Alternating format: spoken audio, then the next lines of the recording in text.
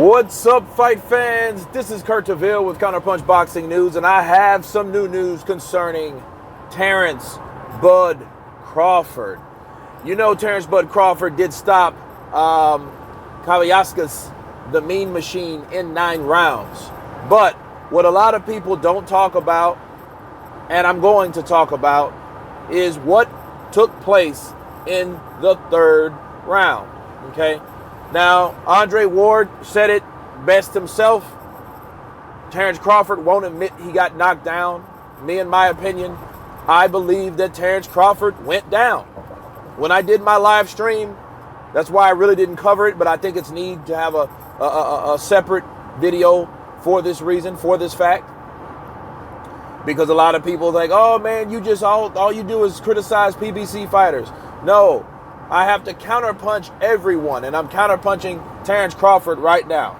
I think Terence Crawford went in with the wrong game plan, especially at the beginning, because he could have fought that fight a lot easier, but he chose to go in, balls to the wall, and he suffered a knockdown for it.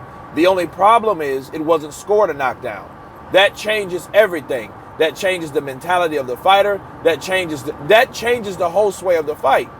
See, mentally, if Mean Machine would have seen that referee, and that referee would have acknowledged a knockdown, to Terence Crawford, Mean Machine would have came in more overzealous, more energized, more confident, because he knows, okay, not only have I possibly swept the first 1 or 2 rounds, I definitely got the 3rd round in the bag by this knockdown. Because before then, Terence Crawford did not have his timing right. He didn't have his timing right. And Mean Machine was able to time that right hand. Whereas Terence Crawford was going too wide with his hooks that he normally hooks with when he's in the southpaw stance. Okay? So that would have been a great mental confidence builder to see or to know, hey, I knocked this guy down. Now, the thing is, Terence Crawford is one of the pound-for-pound best fighters, but we learned a lot about Terence Crawford. For one, he's tough. For 2, he can be caught, and he does get caught occasionally. So did pretty boy Floyd Mayweather. For 3, he better be careful, because if someone had bigger punches, he could probably end up on the canvas for real, or definitely hurt like he was. Now, you got to give him credit. Even though he was knocked down, like I feel, like a lot of us feel, he was able to recover, okay? He recovered from that knockdown very easily, despite them ruling it a slip, all right? Now, the funny thing about Andre Ward, he said he won't admit it, but he got knocked down. He said he slipped. Bob Arum claims he slipped. They're both wrong, okay? I seen that knockdown many, many times. When Kavaliauskas initially hit him with a right, that buckled Terence Crawford, and because it buckled him, he felt need to grab.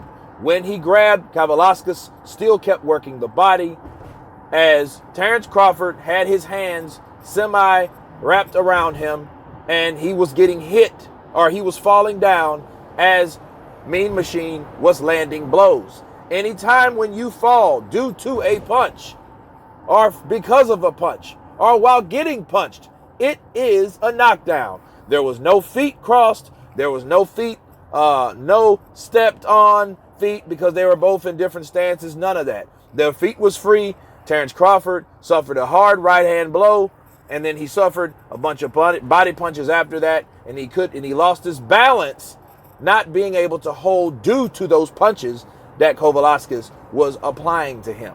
Now, what does that mean? It really doesn't mean much. Was it protection? I think the ref didn't get the call. I think he didn't see it. I think he should have saw something like that, because, that was a huge punch landed. You do have to question, how strong is this, or how should I say, how much of this lays in the hands of the referee versus anything else? Well, I can tell you this. What happened the rest of the fight? The next 6 rounds, Terence Crawford got mad. Terrence Crawford started to tighten up on the distance, on the timing. He started really being aggressive. He started coming forward, right?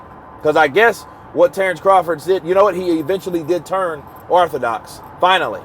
So he was able to adjust to Mean Machine. And he knew from the southpaw stance, he was getting clubbed with that right hand. And he was getting clubbed with that right hand before getting hit with that right hand the way he did, okay? That's very dangerous for Terrence Crawford.